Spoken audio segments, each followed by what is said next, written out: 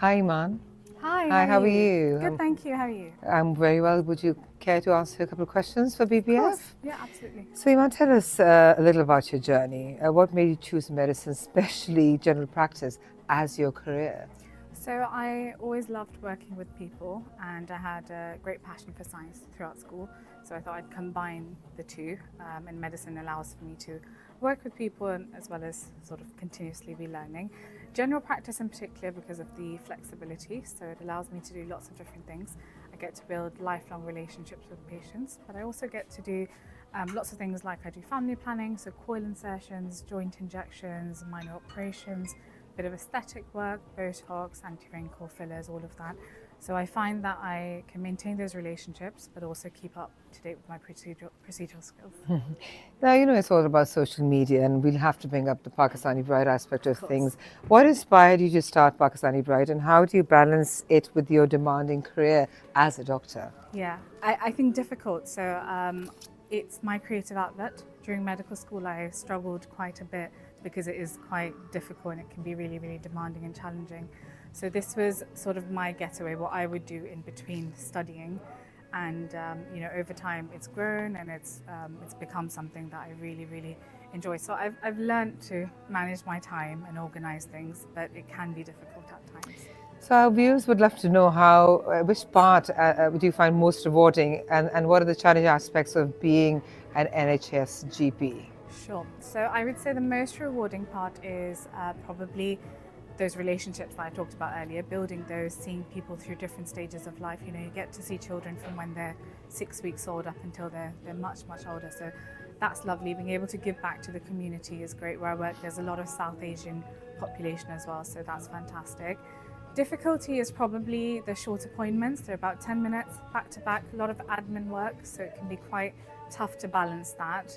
But generally, it's very, very rewarding and I really enjoy it. Now, taking it from there, are there any particular health issues or causes you're especially passionate about, and raising awareness for within the Pakistani British community, for example? Absolutely. So I think the first thing I'd like to mention is mental health. It's often over stigmatized or we don't talk about it a lot. And it's so important to raise awareness around this in the community. We need to be having lots of open conversations around it. The second thing I would say in terms of health issues is diabetes and heart disease. This is very prevalent in the South Asian population, mostly because of lifestyle factors. So I work a lot around raising awareness around how to prevent these things from developing. So, what do you think makes Pakistani bridal fashion unique, and how do you see it evolving? So Pakistani bridal fashion is particularly unique because of the bold colours, the intricate embroidery, the beautiful fabrics, the silks, the velvets that elevate the fashion. I think now more than ever it's evolving. We see brides using unique colours, so the colour palettes are completely different. They're using lighter fabrics, using more eco-friendly sort of bridal wear, while still not compromising on the traditional sort of look. So it's fantastic to see it evolving. Have you faced any challenges as a British Pakistani woman in the fashion and digital content space? A few. I think generally the stereotypes always exist, so it can be difficult to break free from those. There is, there's a certain expectation to look a certain way to fit in with the beauty standards generally of content creators. So I tried to not think about that and try to stay true to myself. I think it's also really difficult in the sense that we're really underrepresented in the community. So I try and keep going so there's more and more Pakistani, South Asian representation. Those would probably be two of the, I think, biggest challenges that there are there. So, how do you use both your platforms to connect with your audience and the influence trends? How do you keep up with that? Sure. So I think in terms of medicine, I try and promote health, and obviously health promotion leads to better health outcomes, which means people feel better about themselves. In terms of the fashion blog, I work more on elevating fashion, giving people confidence, allowing them to explore different styles and fashion is confidence. That also gives you lots of confidence. So both of them tie in really nicely together. Do you find any crossover between your work and as a doctor and as a fashion blogger, perhaps in terms of confidence, self expression, and community engagement? Exactly what you were saying Yeah, before. I think definitely. I see there is a huge crossover in terms of improving your health, also, improving how you look. Both of those things do give you great confidence. Also, both of these things require a lot of perseverance and resilience, and I think that goes hand in hand no matter what you're doing.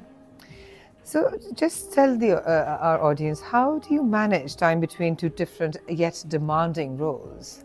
Yeah, difficult at times. So I try and stay organized. I will often make a timetable in advance, so I'll get schedule timings for when I do content creation, which is mostly in evenings or in the weekends. During the week, it's just work, work, work. So it can be demanding, but once you get the hang of it, it's fine. And where do you see yourself taking Pakistani Bride in the future?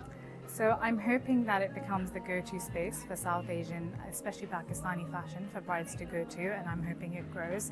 I've recently launched a new initiative. It's called a matchmaking service. It's called Let's Not. So that I've launched through the Pakistani Bride because of the high demand.